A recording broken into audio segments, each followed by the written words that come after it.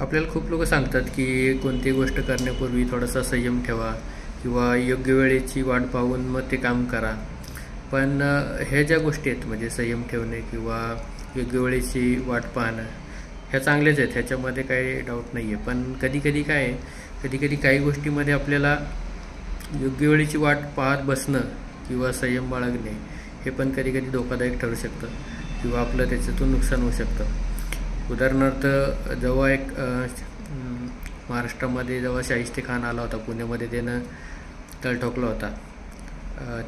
त्यावेळी छत्रपती शिवाजी महाराज जर वाट बघत बसले असते की आता शाहिस्तेखान जाईल आणि नंतर आपण पुण्यामध्ये येऊ, तर त्यांना माहीत नाही की किती वर्ष एवन वाट बघावी लागली असती.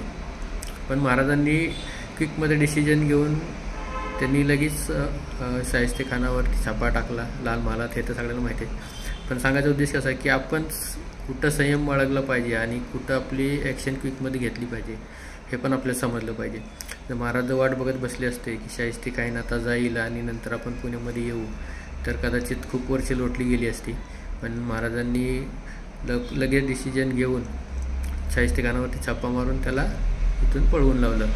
त्याच्यामुळं कसं आहे की आपल्याला कधीकधी काही गोष्टीमध्ये निर्णय हे झटपट घेणंच फायदेशीर ठरत असतं.